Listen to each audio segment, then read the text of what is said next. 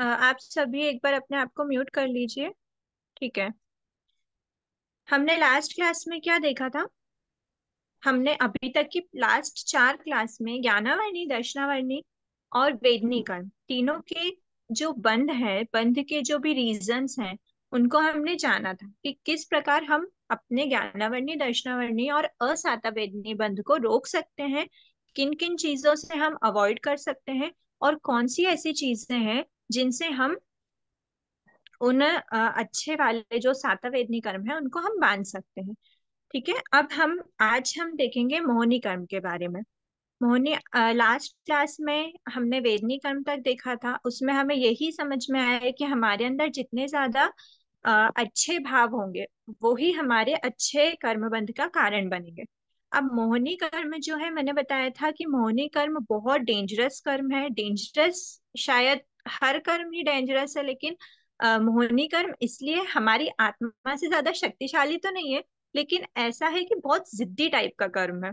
क्योंकि ये जब बंधता है तो बहुत बेकार फल देने वाला कर्म बंधता है ये। तो हमको सबसे ज्यादा किससे बचना? हमको मोह से, मोहनी कर्म से बचना। क्योंकि मोहनी कर्म को कर्मों का सेनापति कहा जाता है। सेनापति क्या होता है? सेनापति जब एक युद्ध चल रहा होता है और युद्ध में जो सेना होती है, वो सेना अपनी सारा जो भी सेना के जो भी लोग हैं वो सारे किस पे डिपेंडेंट होते हैं? इकलौते सेनापति पे। सेनापति जैसा उनको डायरेक्ट करता है कि आप इधर ये करो वो करो, तो वो सेनापति पे डिपेंड होते हैं। जैसे ही सेनापति को अगर हमने हरा दिया या फिर उसको कमजोर कर दिया तो पूरी सेना कमजोर हो जाती है। वैसे ही जो हमारा मोहनी कर्म है, अगर हमारी आत्मा पे जो 8 प्रकार के कर्म जिनसे हमारा युद्ध चल रहा है, कब तक चलेगा? जब तक हमको मोक्ष नहीं हो जाता, या फिर जब तक हम, हाँ, जब तक हम 8 कर्मों का क्षय नहीं कर देते, तब तक हमको उनसे युद्ध करना है। तो उस कर्मों के युद्ध में हमको हमारे सेनापति, मतलब उस सेना का सेनापति कौन है? मोहिनी कर्म। तो हमको किसको सबसे पहले परास्त करना चाहिए, किसको वीक करना चाहिए? सबसे पावरफुल कौन है? मोहिनी कर्म। अगर हमने मोहिनी कर्म को अगर हमने हरा दिया, तो हम बहुत इजीली आगे के कर्मों को बहुत बहुत इजीली हम हरा सकते हैं, क्योंकि वो बहुत कमजोर पड़ जाते हैं। एक बार मोहनी कर्म को हमने अपनी आत्मा से हटा दिया, फिर लाइन से जो भी सातों के बचे कर्म है वो हटते ज्यादा देर नहीं लगती, और हमारा मोक्ष बहुत बहुत बहुत निकट हो जाता है। इसीलिए शायद मोक्ष का, हम मोक्ष को कह सकते हैं, मोक्ष का जो वर्ड है मोह और क्ष, हम उसको बोल सकते हैं, मोह के क्षय को हम मोक्ष बोल सकते हैं। सबसे पहले हमको मोहनी कर्म का क्षय करना होता है। क्षय मतलब आत्मा से टोटली बाहर करना। ठीक है। तो आज हम मोहनी कर्म के बारे में देखें। अब मोहनी कर्म का जो बंध है, एक बात आपको बता दें, बहुत जनरल सी चीज है कि मोहनी कर्म का बंध कैसे होता है। मोहनी कर्म का उदय ही, जैसे अभी हमने असाता वेदनी और इन सब में देखा कि हम ज्ञान की अशाधना कर रहे हैं, दर्शन के दर्शनी की अशाधना कर रहे हैं और अंतराय दे रहे हैं, जो भी रीजंस थे, उसमें हमारा ज्ञानावरणी का बंध हुआ है। लेकिन उसका उदय हमारे किसी और रूप में आता है। लेकिन जैसे कि हमें हमें ज्ञान कम एक्सेप्ट कर पाते हैं, हम याद कम रख पाते हैं, वो चीजें हमारी अलग रूप में फल में आती हैं।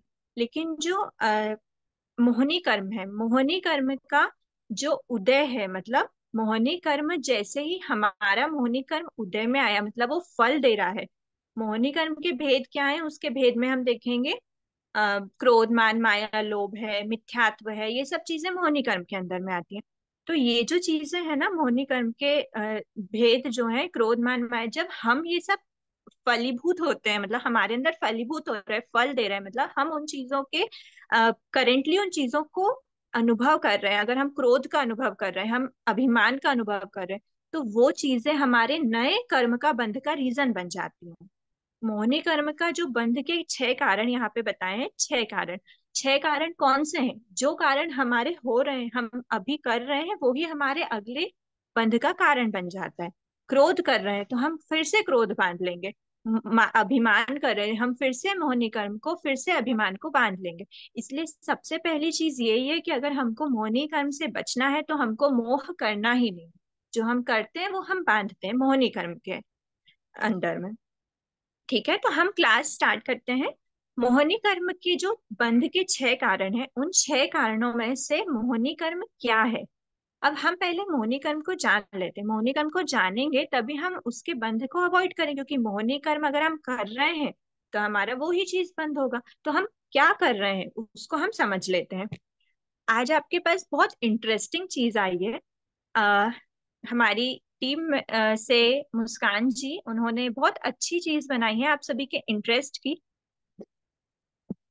जो आपको बहुत इजीली मोहिनी कर्म को समझने में हेल्पफुल रहेगी। So let's talk about Mohini कर्म। मोहिनी कर्म क्या होता है? मोहिनी कर्म होता है कर्मों का सेनापति।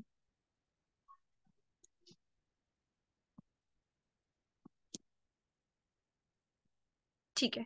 मोहिनी कर्म को कर्मों का सेनापति क्यों कहा है ये हमने देख लिया। यहाँ पे हमारे सामने क्या है? यानावर्णी, दर्शनावर्णी, आयुष, नाम, गोत्र, अंतराय, वेदनी, ये सारे जो भी कर्म है ना, इन सब का हेड सेनापति कौन है? मोहिनी कर्म।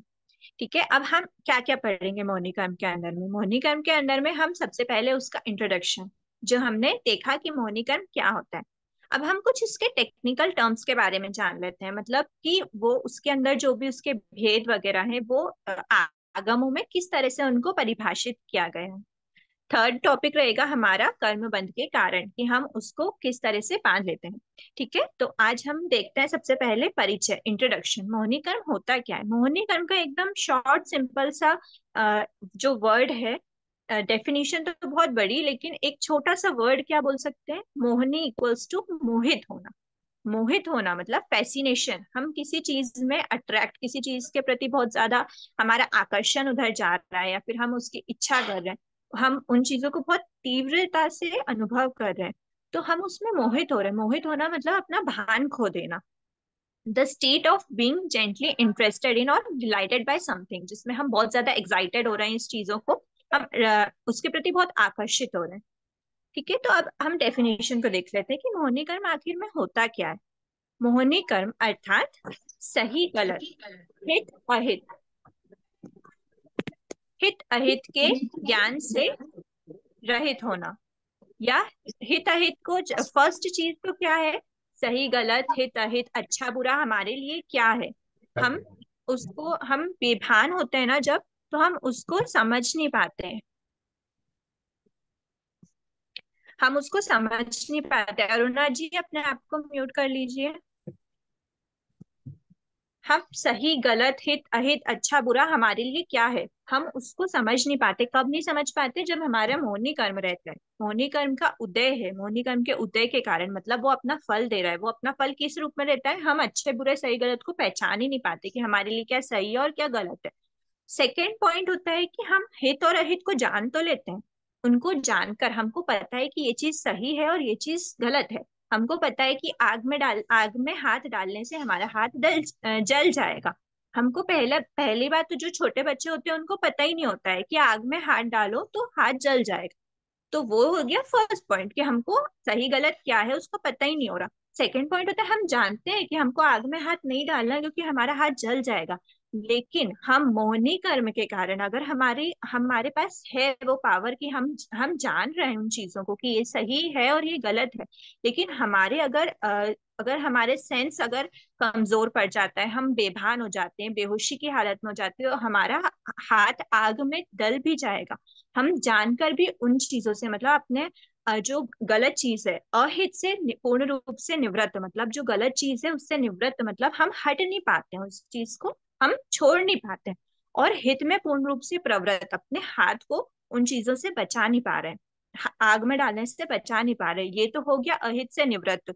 और अपने हाथ में सेफ्टी करना, उसमें प्रवृत्ति नहीं कर पाते।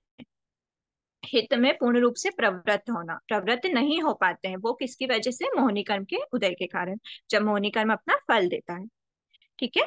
तो ये हो गई मोहिनी कर्म की सिंपल सी डेफिनेशन। हमने देखा डेफिनेशन में क्या है। डेफिनेशन अगर हम हैवी देखेंगे ना तो बाप रे, 3 लाइन की डेफिनेशन हम कैसे याद रखें?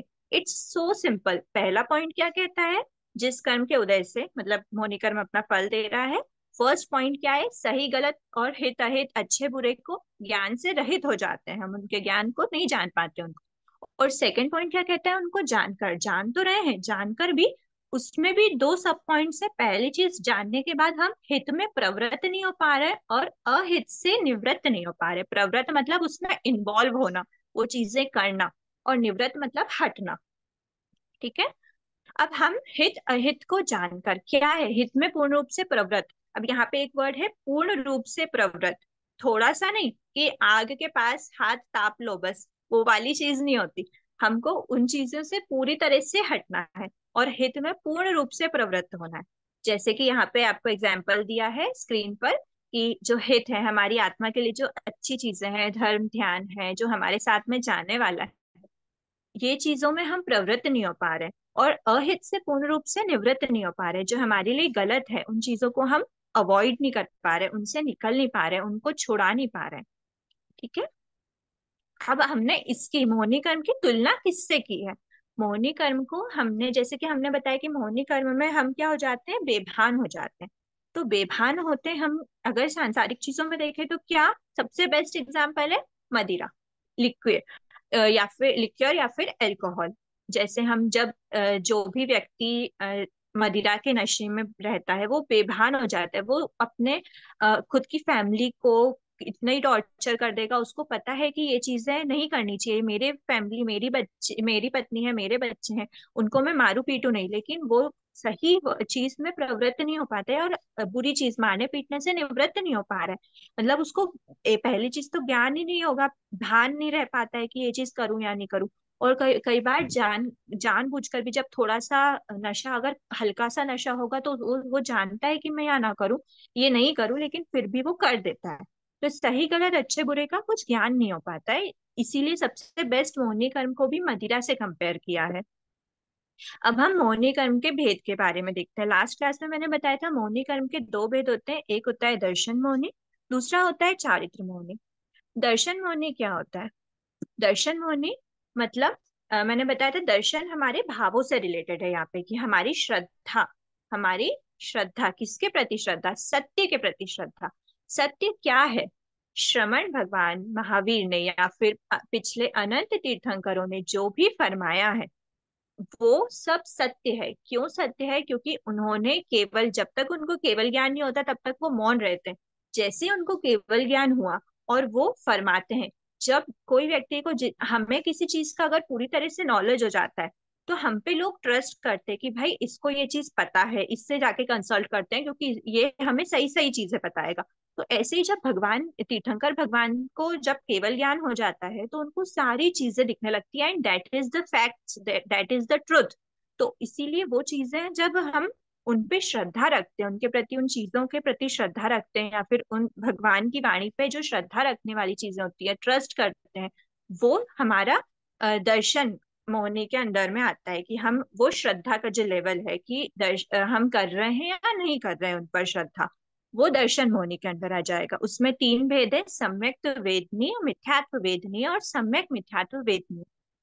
सम्यक वेदनीय हम इसकी डेफिनेशन डिटेल में पढ़ेंगे, ये इसके तीन भेद हैं। और दूसरा होता है चारित्र मोहनी। चारित्र में मैंने बताया था यहाँ पे श्रद्धा वाली चीज, और यहाँ पे उस श्रद्धा को, उस वाणी के जो वचन है, जो भी हमें डायरेक्शन दिए गए हैं, उन पे हम कितना अमल हो रहे हैं, वो कहलाता है चारित्र।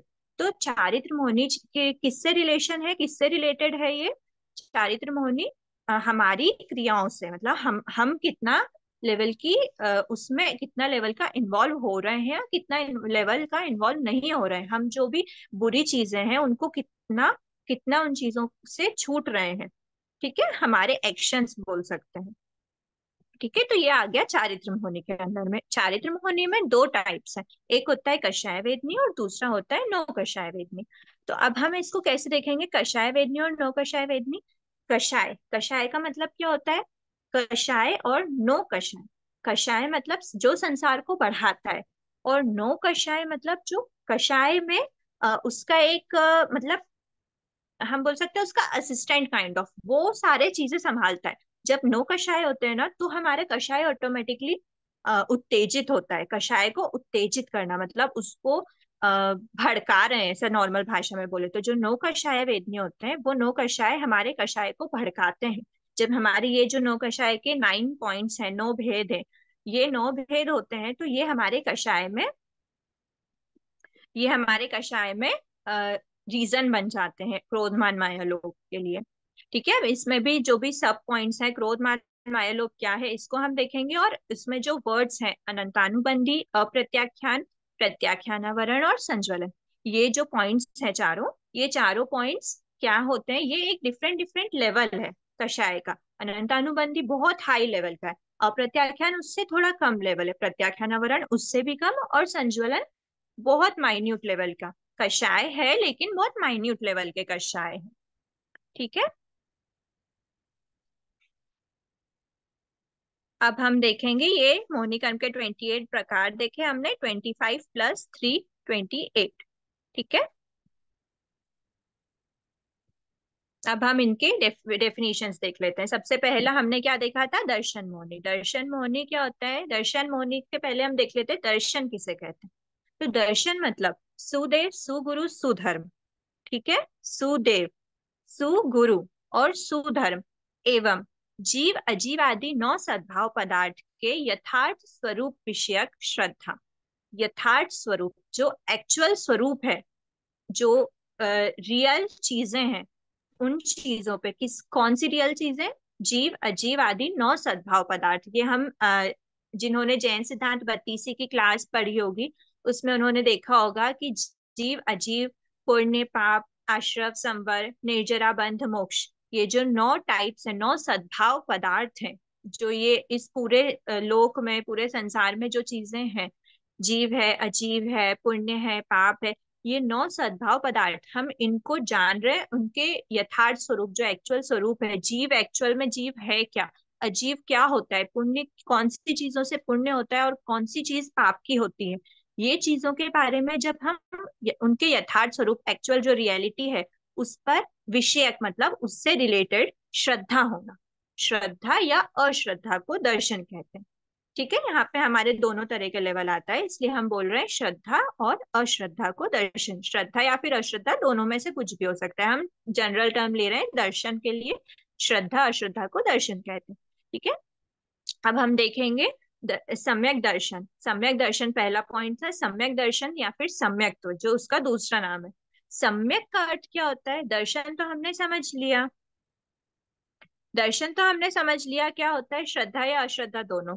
अब सम्यक मतलब सही दर्शन। सही दर्शन, सम्यक का सम्यक वर्ड के लिए क्या होता है सिंपल भाषा में, सही। तो सम्यक दर्शन मतलब सही दर्शन, तो उसका दूसरा नाम है सम्यक्त्व। तो सम्यक्त्व किसे कहते हैं, सुदेव, सुगुरु, सुधर्म एवं जीव अजीव आदि 9 सद्भाव पदार्थों के यथार्थ स्वरूप पर संपूर्ण श्रद्धा होना। ठीक है, आगे समझ में, ये संपूर्ण श्रद्धा वर्ड क्यों लिया हमने, क्योंकि सही दर्शन, श्रद्धा और अश्रद्धा में से हम किसको चूज करेंगे, श्रद्धा को। अब उसमें भी टोटल मतलब कोई डाउट होना ही नहीं, उसको बोलते हैं संपूर्ण श्रद्धा, सम्यक दर्शन कहलाता है। ठीक है, सम्यक दर्शन से युक्त जीव को सम्यक दृष्टि या फिर सम्यक्त्वी, सम्यक दर्शन की जगह हम सम्यक दृष्टि और सम्यक्त्व बोल रहे हैं, तो वो जीव सम्यक्त्वी कहलाएगा।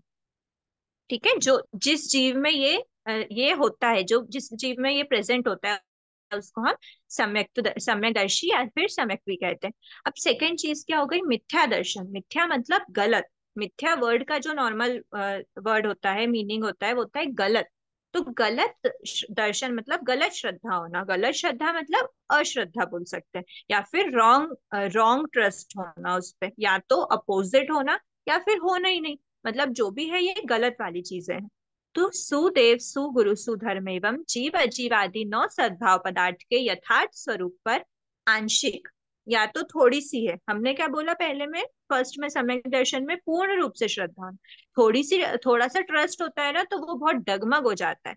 अगर अगर मेरे टीचर के ऊपर पूरा भरोसा है कि ये जो मुझे पढ़ा रहे हैं, ये एकदम सही चीज पढ़ा रहे हो, ये मेरी एग्जाम में आने वाली चीज है, और इनकी हेल्प से, मैं मेरे मेंटर की हेल्प से मैं अपने एग्जाम्स क्लियर कर लूंगी, मैं टॉप कर लूंगी, ये मेरे को अगर पूरा भरोसा होगा ना, तो मैं उन पर बिल्कुल आंख बंद करके उन पे जो भरोसा करूंगी ना, वो मेरे लिए अच्छा ही होगा।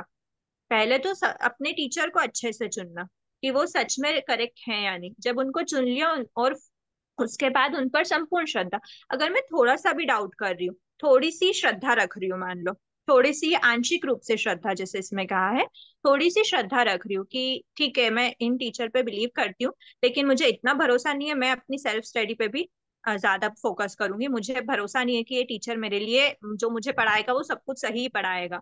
वो जैसे यूपीएससी की मैं अगर एग्जाम क्लियर कर रही हूँ, तो मैं मेरे को इन्होंने कुछ, मैंने इनसे जाके कोई चीज पूछी और इन्होंने मुझे ये बता दिया कि भाई ये तो सबसे पहले यहाँ पे ये हुआ था, उन्होंने मुझे अगर उन पे अगर ट्रस्ट होगा ना तो मैं मान लूंगी कि हाँ सच में ये चीज है।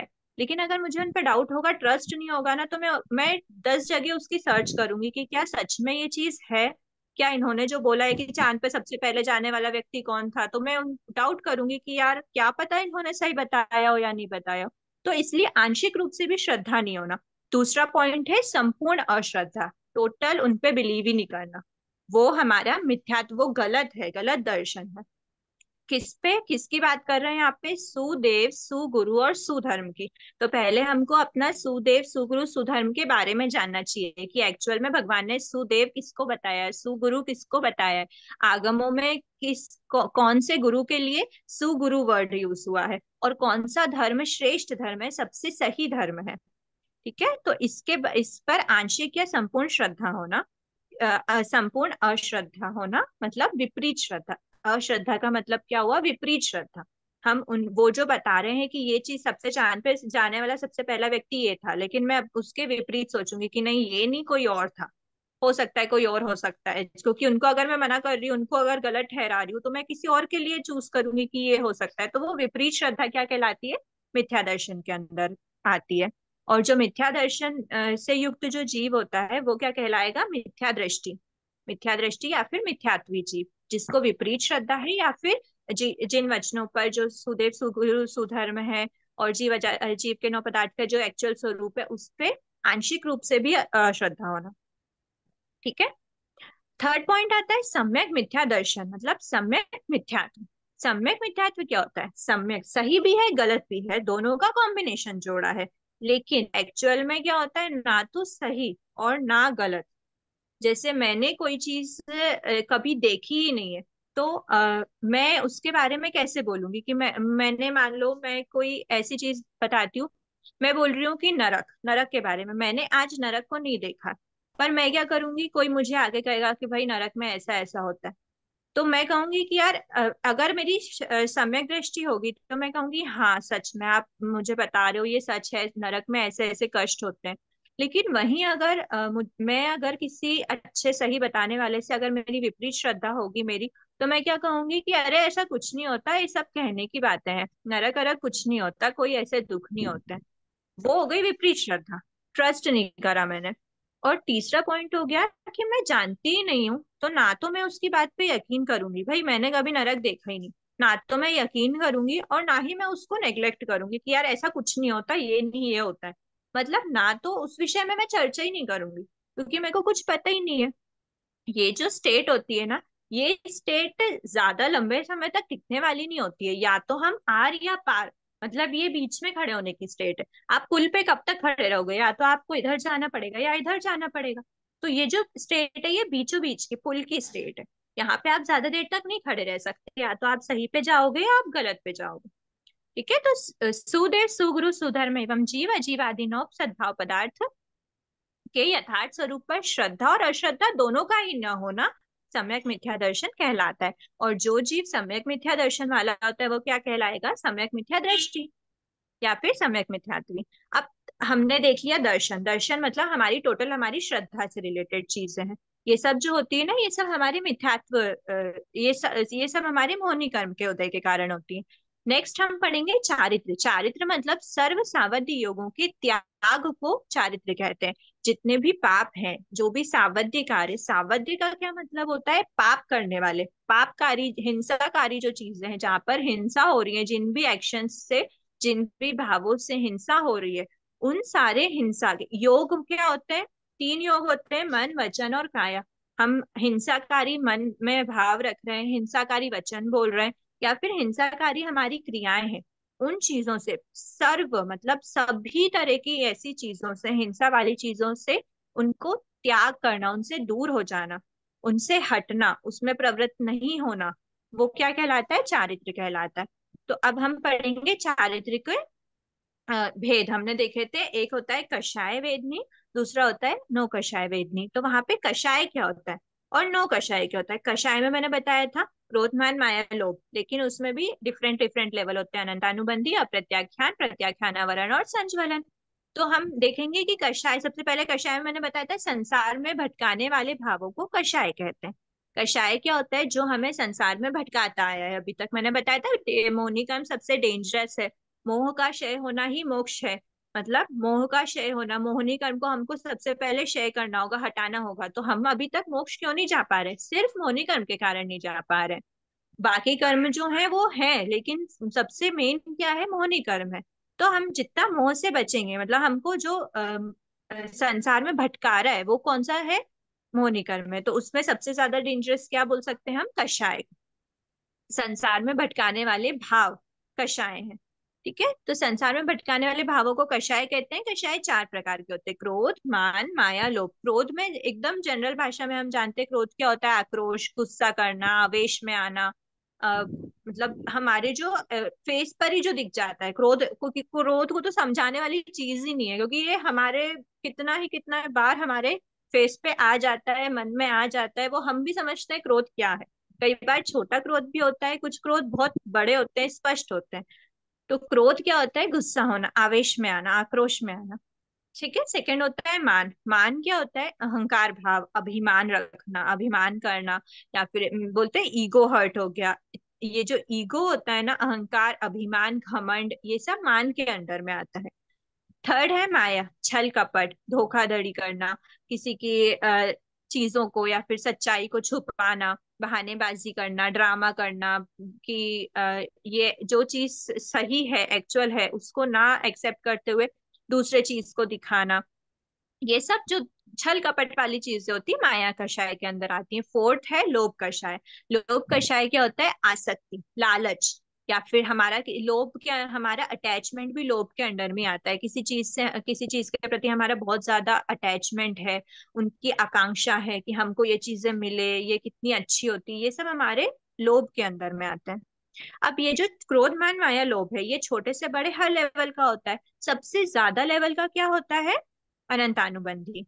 अनंतानुबंधी कषाय। अब यहाँ पे ठीक है, अनंतानुबंधी कषाय सबसे पहला है अनंतानुबंधी, सेकंड है अप्रत्याख्यान, उससे कम लेवल का प्रत्याख्यानावरण, और संज्वलन सबसे सूक्ष्म होता है, सबसे माइन्यूट वाली चीजें। ठीक है। अब अनंतानुबंधी कषाय। अनंत अनुबंधी, यहाँ पे अगर हम इस वर्ड को ब्रेक कर रहे हैं तो हम देखेंगे कि ये क्या है? अनंतानुबंधी मतलब अनंत और अनुबंध। अनंत क्या होता है? संसार। मतलब संसार का दूसरा नाम अनंत है, क्योंकि संसार का कभी अंत नहीं होता है, इसलिए हमने संसार को अनंत बोला।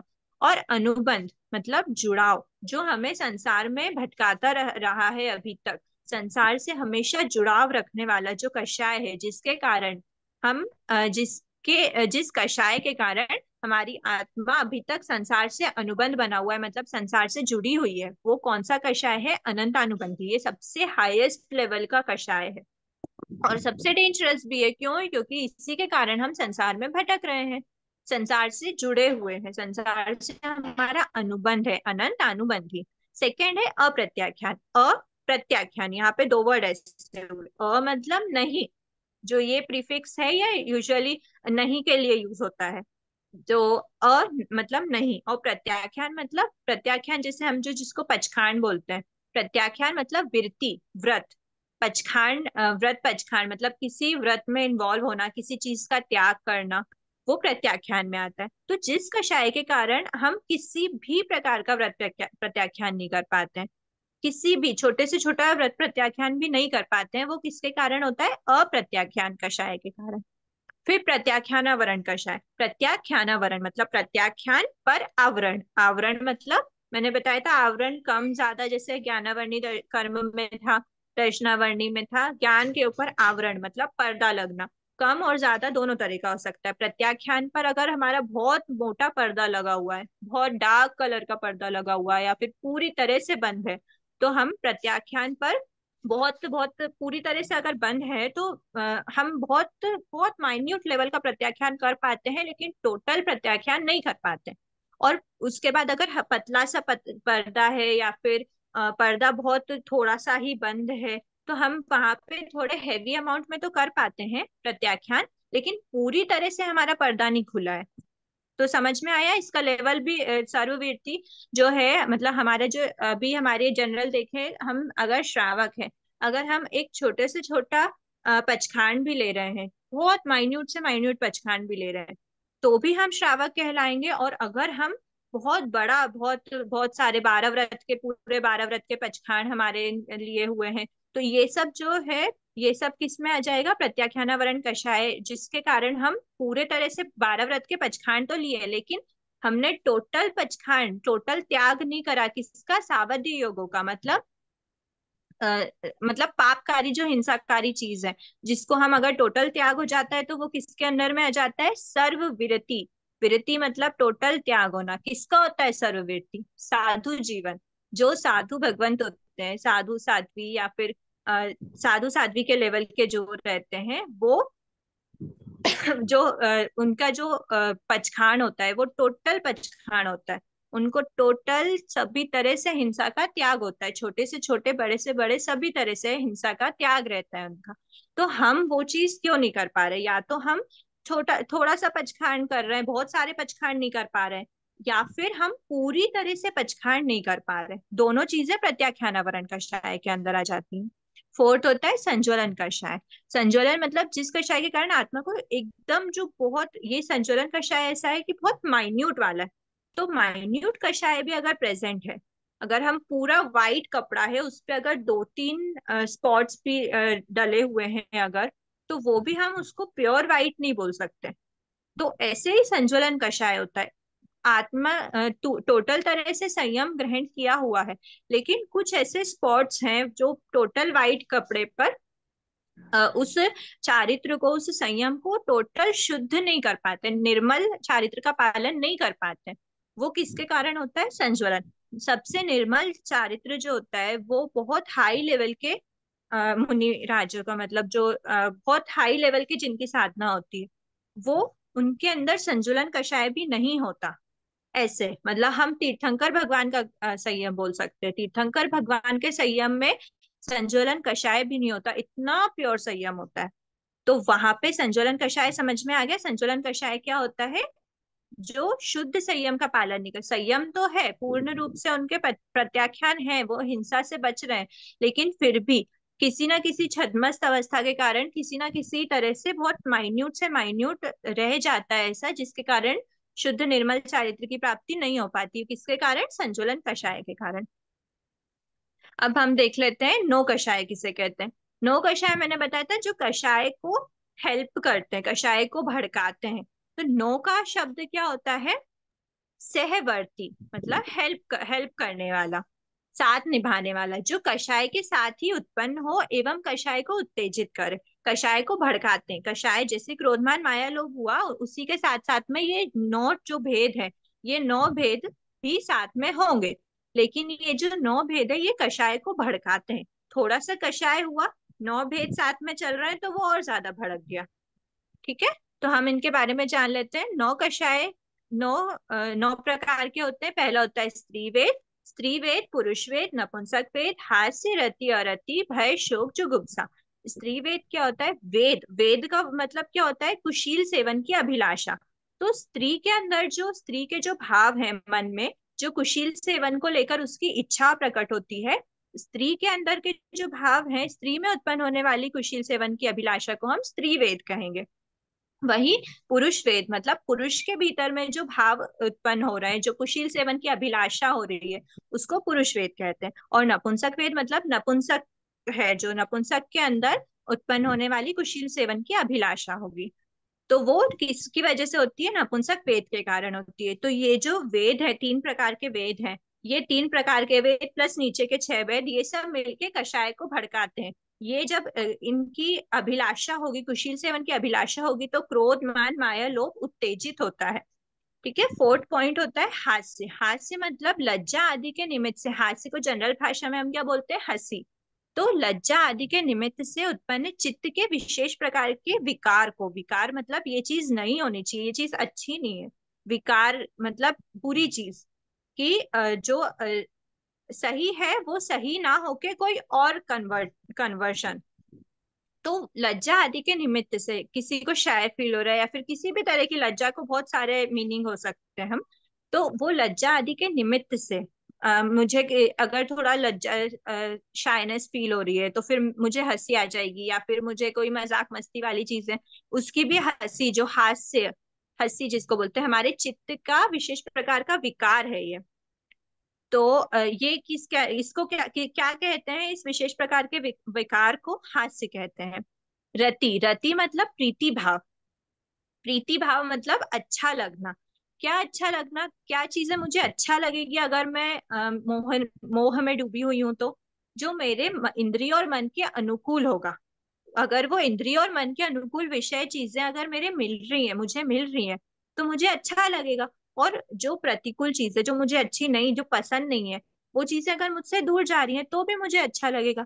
तो रति का मतलब होता है प्रीति, या फिर अच्छा लगना, जनरल भाषा में बोले तो इंद्रिय और मन के अनुकूल अगर हमें मिल रहा है या फिर प्रतिकूल चीजें हमसे दूर जा रही है तो हमको रति के भाव आते हैं। फिर अरति इसका अपोजिट होता है। अरति मतलब रति का नहीं होना। तो रति में क्या होता है, अनुकूल मिलना और प्रतिकूल दूर जाने पे। तो यहाँ पे अपोजिट क्या होगा कि हमारा अनुकूल हमें नहीं मिल रहा है, और जो हमसे प्रतिकूल, जो हमको जो चीजें अच्छी नहीं लगती, प्रतिकूल मतलब जो हमारे मन की नहीं है, वो चीजें अगर हमको मिल रही हैं तो हमको अरति फील होगी। भय मतलब डर, सिंपल लैंग्वेज में भय मतलब डर। ठीक है। तो डर, आतंक, खौफ, दहशत, ये सब भय के अंदर आते हैं।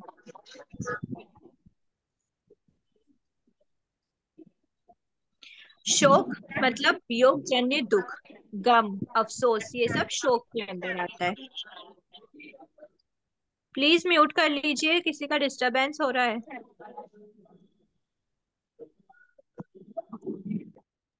और लास्ट पॉइंट है हमारा जुगुप्सा। जुगुप्सा मतलब घृणा।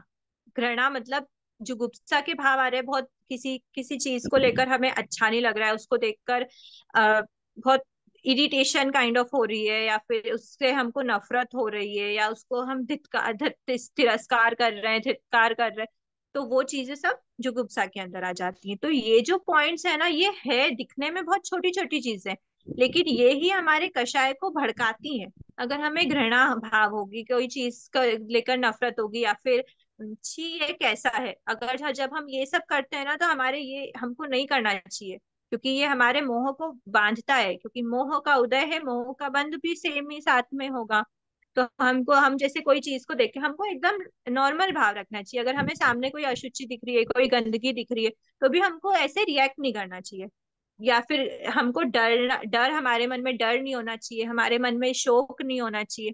ये सब चीजें जब नहीं होगी, हम अनुकूल के प्रति, अनुकूल के मिलने, प्रतिकूल के दूर जाने पर हम खुश हो रहे हैं, या फिर हमको जो हमारी अच्छी, हमारे लायक, या फिर हमारे मन की इंटरेस्ट की चीजें नहीं मिल रही हैं, और हमारे जो इंटरेस्ट की नहीं है वो चीजें मिल रही है, तो हम उदास हो रहे हैं। ये भी अगर हमको नहीं करना चाहिए, अगर हम करते हैं तो हमारा और हम मोह को बढ़ा रहे हैं। ठीक है। तो हमने क्या क्या चीजें देखी अब, यहाँ पे हमने सारे जो इसके भेद थे उनको हमने डिटेल में जाना। सम्यक्त्व, मिथ्यात्व, सम्यक मिथ्यात्व, अनंतानुबंधी, क्रोधमान मायालोभ, अप्रत्याख्यान क्रोधमान मायालोभ, प्रत्याख्यान आवरण क्रोधमान मायालोभ, और संज्वलन क्रोधमान मायालोभ। उसके बाद हमने देखा स्त्री वेद, पुरुष वेद, नपुंसक वेद, हास्य, रति, अरति, भय, शोक, जुगुप्सा। ये हमने टोटल 28 भेद को हमने मोहिनी कर्म का जान लिया, जो एक्चुअल में आपके कर्म प्रज्ञप्ति के सिलेबस में अभी आने वाले हैं। लेकिन वो हमने जान लिए। क्यों जाने, क्योंकि मोहिनी कर्म में ही क्यों जाना हमने, बाकी में तो इतनी डिटेल नहीं पढ़ी। क्यों, क्योंकि सबसे पहला लाइन मैंने आपको बता दिया था, मोहिनी कर्म का जो बंध है उसका रीजन क्या है। बंध के जो 6 कारण हमने बोले हैं मोटे रूप से, लेकिन वो 6 कारण सब में क्या आ रहा है, टोटली 28 भेद ही हमारे मोहिनी कर्म को बंद करवाने वाले हैं। अगर हम देखें मोहिनी कर्म के 6 कारण में, तो यहाँ पे क्या है, सबसे फर्स्ट है तीव्र क्रोध। सबसे फर्स्ट है तीव्र क्रोध। सेकंड है तीव्र मान, तीव्र माया, तीव्र लोभ। फिफ्थ पॉइंट है तीव्र दर्शन मोहनी, और सिक्स पॉइंट है तीव्र चारित्र मोहनी। अब ये हम अगर देखें तो ये सारी चीजें हमारी इन अभी जो हमने पढ़ा उसके अंदर में आ गई। क्रोध नहीं करना, मान, माया, लोभ। अब यहाँ पे हम पिक्चर में देख रहे हैं, ये क्रोध ऑटोमेटिकली इसमें इलस्ट्रेट हो रहा है, कैसे कर रहा है, गुस्सा कर रहा है। मान मतलब अभिमान कर रहा है अपने बल पर, अपने पैसे पर, अपने रूप पर, ये अभिमान हो रहा है। अब जो तीव्र वर्ड है ना, उसमें ऐसा नहीं समझना कि बहुत हाई लेवल। तीव्र मतलब सभी तरह का इन्वॉल्व हो जाएगा। तीव्र को हमने सिर्फ इसलिए रखा है उस वर्ड को, क्योंकि वहां पे हमको सूक्ष्म नहीं है ये बताने के लिए तीव्र रखा है हमने वर्ड। बाकी सब तरह का क्रोध, सब तरह का मान, सूक्ष्म मतलब बहुत बहुत बहुत माइन्यूट, जो अभी तो हमें मिलेगा ही नहीं, क्योंकि सूक्ष्म वाली जो मतलब हम ऊपर से हमको दिखेगा एकदम अच्छे है, वो बहुत हाई लेवल के जो जो साधक होते हैं उनका होता है सूक्ष्म क्रोध या सूक्ष्म मान, उनके अंदर भी प्रेजेंट है, लेकिन बहुत सूक्ष्म है। तो अभी तो जो हमारा है ना, वो टोटल सारी चीजें तीव्र के अंदर आ जाती हैं। तो इसलिए अब यहाँ पे माया क्या हो रहा है, छल कपट, अंदर क्या और बाहर क्या। ठीक है। तीव्र लोभ मतलब पैसे की इच्छा, यहाँ पे इस डायग्राम के अकॉर्डिंग, या फिर किसी भी पैसा हो या कोई भी चीज हमारे पास जो छोटी से छोटी चीज है, अगर आज मेरी ये बुक है, अगर मेरी इस बुक पे अगर आसक्ति है ना, तो वो भी मेरे लोभ के अंदर आएगी। कि मुझसे किसी ने मेरी बुक मांगी, अरे यार मैं कैसे दे दूं, पता नहीं कब तक लौटाएगा, मेरी एग्जाम्स आ जाएंगी, मैं कैसे पढ़ूंगी। ये बुक के प्रति मेरी आसक्ति है कि नहीं ये मेरी बुक है, मेरा पेन है, वो भी हमारे लोभ के अंदर में आ जाता है। छोटी से छोटी चीज, अगर एक चौक का पीस भी मेरे पास में है और चौक मुझसे किसी ने मांग ली और मेरी इच्छा नहीं हो रही है सिर्फ लोभ के कारण, तो वो भी हमारा होने का बंद हो जाता है। मतलब ये नहीं होता कि हम बहुत सारी चीज हो तो ही हम लोभ को माने। छोटी से छोटी चीज पर भी अगर हमारी आसक्ति है तो वो भी लोभ के अंदर हो जाएगा। फिर तीव्र दर्शन मोहनी, दर्शन मोहनी के भेद हमने क्या देखे थे, मिथ्या सम्यक तो मिथ्यात्व और सम्यक मिथ्या। तो यहाँ पे जो तीव्र दर्शन मोहनी है ना, वो हम सिर्फ मिथ्यात्व को मानते हैं, क्योंकि जो सम्यक तो है वो श्रद्धा है, और या तो श्रद्धा ही नहीं होना या अश्रद्धा ही नहीं होना, जो बीच की स्टेट होती, वो भी ज्यादा टाइम चलने वाली नहीं, बस बहुत थोड़े से टाइम वाली स्टेट है। तो वहां पे इतना हैवी बंद हो ही नहीं पाता, क्योंकि थोड़े से टाइम में या तो आप अच्छे में जाओगे या बुरे में जाओगे। तो इसीलिए सिर्फ और सिर्फ बुरी चीजें ही हमारे मोह नहीं कर, मतलब मिथ्यात्व जो है, मिथ्यात्व वाला पॉइंट है तीन में से, वो मिथ्यात्व वाला पॉइंट ही हमारे तीव्र दर्शन मोहिनी में आता है, जो हमारे मोहिनी कर्म का बंध का रीजन बनता है। उसके बाद है तीव्र चारित्र मोहिनी। चारित्र मोहिनी में जो हमने नौ कषाय पढ़े, कषाय और नौ कषाय, तो कषाय तो हमने यहाँ पे देख ही लिए, क्रोध मान माया लोभ। अब वही वैसा ही जो बचे हुए नौ कषाय हैं उनको हम तीव्र चारित्र मोहिनी में ले लेते हैं। तो मतलब आप समझ गए होगे कि मोहिनी कर्म हमारा जो उदय हो रहा है वही हमारे बंध का निमित्त बन रहा है। मतलब हम उदय ही ना होने दे, मोहिनी कर्म का जो उदय है ना हमारे हाथ में, हम क्रोध होने ही नहीं देंगे ना, तो हमारा नया क्रोध बंधेगा ही नहीं। अगर हम लोग बोलते कि उदय तो हो रहा है, कर्म बांधे हैं तो उदय तो होना है, जय नहीं होता जिनेन्द्र। है ऐसा। जय जिनेन्द्र अनुश्री जी। हाँ सॉरी टू डिस्टर्ब यू। अभी अपना क्लास का समय लगभग 4:25 हो रहा है, तो फाइव हाँ मिनट्स में एंड करना है। तो अभी क्वेश्चंस किसी के है तो वो हाँ क्लियर हाँ कर ले। आप हाँ, प्लीज बस ये लास्ट है। हाँ एक बार आप जो फरमा रहे थे वो आप कंप्लीट कर दीजिए, फिर क्वेश्चंस का सेशन रखते हैं, हाँ हाँ डाउट्स ठीक का। है, क्योंकि बस हम इसकी जो डिस्कशंस हैं हम वो आगे के हम्म, पॉइंट्स बाद में देखेंगे। हाँ। ये जो है ये कंप्लीट होने में ही है बस। ठीक है, ये हम नेक्स्ट क्लास में देख लेंगे आगे की जो इनकी डिटेल्स हैं। ठीक है, आज हमने मोहिनी कर्म को जाना है, समझा है। क्यों जाना है, क्योंकि ये जो मोहिनी कर्म है यही हमारे अभी हमारा जो उदय होगा वही हमारा नए मोहिनी कर्म का बंध होगा। ठीक है, तो इसलिए ये छह कारण है। ठीक है, अब हम यहाँ से कल देखते हैं। अभी जिसको भी डाउट्स है वो हैंड रेस कर दीजिए, तो आपको लाइन से अनम्यूट करते जाएंगे तो हम डाउट सेशन भी क्लियर हो जाएगा। अ, एक हैंड रेस है, मैडम ये राजकुमारी जी कर दीजिए। हाँ सर। हाँ दीदी, जय जिनेन्द्र। हाँ जय जय जिनेन्द्र जिनेन्द्र। दीदी। आपने कहा कि तीव्र लोग मतलब जैसे मेरे पास बुक है और मुझे ये चिंता है कि एग्जाम अगर होगी तो कैसे दूं। तो दीदी ये तो होता ही है ना, उस समय क्या भावना चाहिए? नहीं, वो चिंता हमारी लोभ के कारण है क्या, हमें वो देखना, क्योंकि हम खुद से बेहतर हम जितना खुद को जानते हैं वो कोई और हमको नहीं जान सकता। हमारी इस बुक के प्रति आसक्ति है क्या, हम अगर सामने वाले को बोल सकते हैं कि मेरी एग्जाम्स हैं और इसलिए सिर्फ इसलिए मुझे पढ़ना है, या फिर उसको कोई सॉल्यूशन बीच में हम निकाल सकते हैं कि ये जो बुक है मैं तब तक किसी और चीज में से पढ़ लेती हूँ, आपका जैसे ही काम हो जाए मुझे वापस लौटा दीजिए। या फिर हम उसको बैठ के प्यार से समझा सकते हैं कि मेरे पास इतना कम टाइम बचा है और मेरे पास ये चीजें पढ़ने की है, तो मैं आपको ये बुक नहीं दे सकती हूँ, मैं आपको कोई और अरेंजमेंट करवा देती हूँ। जब हमारा लोभ होगा ना तो हम ये सब चीजें नहीं सोचेंगे। जब लोभ नहीं होता है तो हम सरल भाव से रहते हैं, तो हम या तो हमारी बुक देने के लिए तैयार हो जाएंगे कि भाई मैं किसी और से लेके पढ़ लूंगी, आप ये ले लो। लेकिन चाय हम बना और पानी भी हाँ, भेजना साथ में मेरा। और प्लीज रात के खाना डिस्टर्बेंस म्यूट सब्जी हो का। जाएं प्लीज। ठीक है, दीदी, और कोई डाउट आपको समझ आ गया? कल मेरे साथ ऐसा हुआ कि एक बुक थी, मतलब एग्जाम की ही, ऐसे ही दूसरे प्रकार की।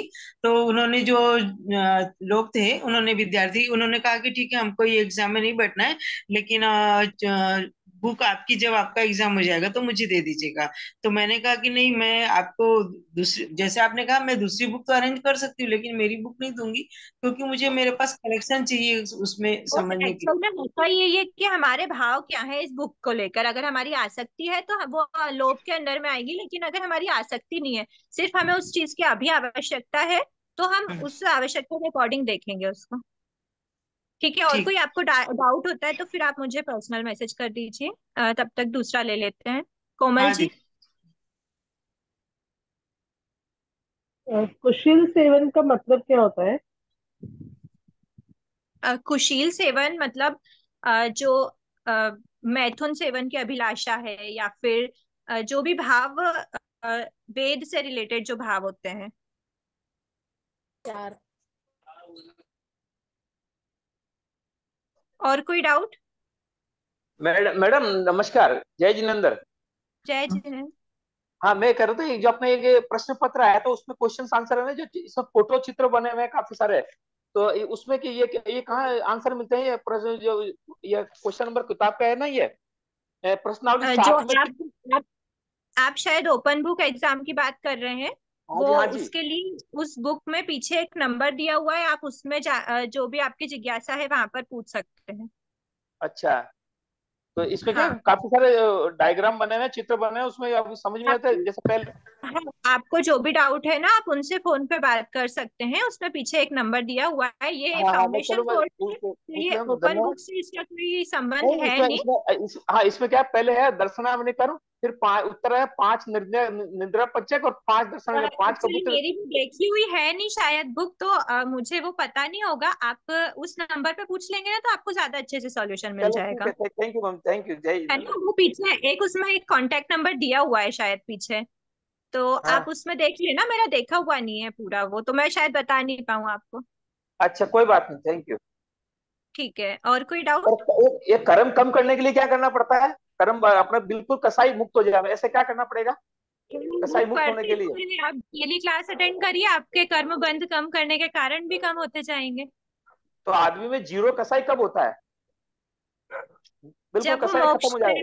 पहुंचने के निकट हो जाता है, हम जैसे जैसे पढ़ेंगे, अभी हमारे सिर्फ अभी की लाइफ का है, हमारे पास एक और बुक है जो कुछ क्लासेस के बाद में चलेगी, इसमें हम सब चीजें जान जाएंगे।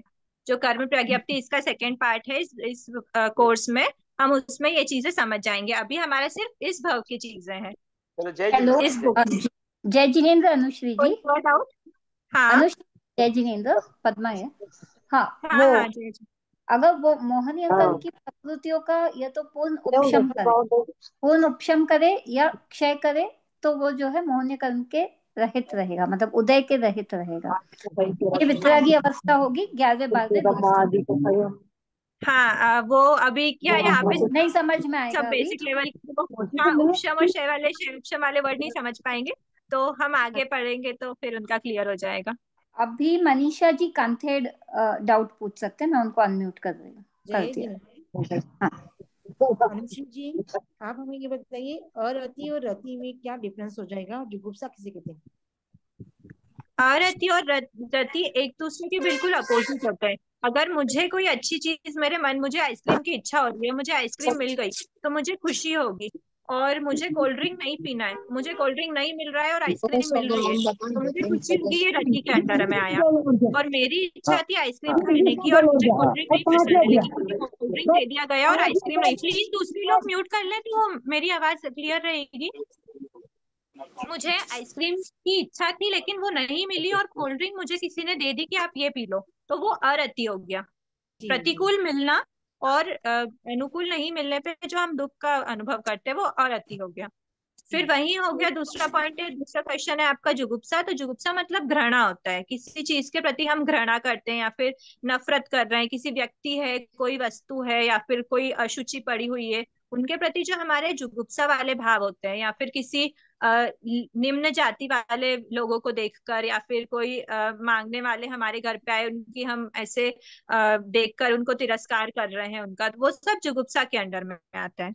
जी, जैसे मुंह बनाना करना, किसी चीज हाँ, को ये देख सब कर, छोटे अप्रिय से वस्तु बड़े को हर देखकर। तरह का हो गया। जी, धन्यवाद। और कोई डाउट? नहीं। मैडम एक है ना, एक लास्ट है एक। हेलो। हाँ हाँ बोलिए सर। सर। हाँ, मेरे को जैसे मान लो अपने को ऐसा मन में, तो मन के अंदर आता है लेकिन बाहर से तो अपन बोलते नहीं, लेकिन अंदर ऐसे भाव आ जाए तो उसका क्या करना पड़ेगा? हम कई बार अंदर भाव हो जितनी जाते हैं, बोलते नहीं है। हम जितनी बाहर से रोकेंगे ना, उतना ही हमारे अंदर के भाव भी रुकने लगेंगे धीरे धीरे। Practice makes a man perfect. तो हम जितनी प्रैक्टिस करेंगे कि हमें जितना, हम कई बार ऊपर से निकल भी जाता है, ऊपर से भी ना करें, उसके अलावा साथ ही साथ हमारे भाव भी, जितना हम ऊपर से बचते हैं ना, उतने ही हमारे भाव भी। इसलिए बोलते हैं कि आप क्रियात्मक रूप से सामयिक करो। सामयिक का मतलब होता है संभाव में रहना। भले ही हम संभाव में रहे या नहीं रहे, लेकिन क्रियात्मक रूप से अगर हम सामयिक कर रहे हैं तो हमारी जी। वो क्रिया हमारे भावों को भी डायरेक्शन, सही डायरेक्शन में ले लेकिन जाती है। प्रैक्टिस रहेगी, लेकिन कभी आप कभी समय करते करते करेंगे कोई तो हो खराब। जाएगा। हाँ, और कोई डाउट है क्या किसी को? कौन सा? हाँ फरमाइए सर। दीदी वो ओपन बुक की लिंक चाहिए थी। ओपन बुक के विषय में तो आपको किसी और से कांटेक्ट करना पड़ेगा। ये हमारा अभी फाउंडेशन कोर्स चल रहा है ना, तो हाँ, यदि आपको मिल गई तो इसमें डाल दीजिएगा। मालूम करने के भाव रखते हैं। हाँ, हाँ हम दीदी। पता हाँ हाँ करने के भाव रखते हैं और फिर बताने के भाव रखते हैं। जी, धन्यवाद दीदी। ठीक है। रति का हम मतलब अनुकूल परिस्थिति होना क्या, या अनुकूल अ, परिस्थिति न मिलना? रति मतलब अनुकूल मिलना। अनुकूल ओके मिलना रति नहीं होता। अनुकूल मिलने और प्रतिकूल दूर जाने पर जो हमारी खुशी के भाव होते हैं, जो हमें अच्छा लगता है, वो रति होता है। ओके। मैडम आप, मैडम आपका क्या है, ये कर्मला जब साराई कसाई खत्म हो जाएगा तो आपका कर्म सिद्धांत पूरा सही प्रैक्टिकल में समझ में आ जाएगा पूरा, जब कसाई पूरे खत्म हो जाएंगे। कषाय खत्म हो जाएंगे फिर तो हमें ये पढ़ना ही नहीं पड़ेगा। नहीं तो पढ़ेंगे जब भी तो खत्म होंगे, बाकी कहाँ से होंगे? तो आपने अच्छी क्लास ले रहे हो, बहुत बहुत आपको साधुवाद। सब गुरु महापुरुषों की कृपा है। हम क्लास को यहीं रख लेते हैं एक बार। आपका तरीका भी बहुत अच्छा है समझाने का। ठीक है, हम क्लास को एंड करते हैं। बिल्कुल। अहो आचार्य भगवान, अहो उपाध्याय भगवान, आपकी कृपा से जो हमने ज्ञान सीखा है, वह ज्ञान हमारे भीतर विनय की अभिवृद्धि करे, सहनशीलता का विकास करे, सरलता को बढ़ाए, हम निष्प्रयी बने, पांचों इंद्रियों पर विजय प्राप्त करें, हम वीतरागता का वरण करें और शीघ्र ही मोक्ष अवस्था को प्राप्त करें। हमसे हुई अभिनय साधना के लिए क्षमा करें। आप सभी से भी क्षमा याचना। सभी को सादर जय जिनेन्द्र। जिनके भी डाउट है आप मुझे पर्सनल मैसेज कर सकते हैं, तो फिर वहां पे हम देख लेंगे। जय जय जिनेन्द्र। जय जिनेन्द्र।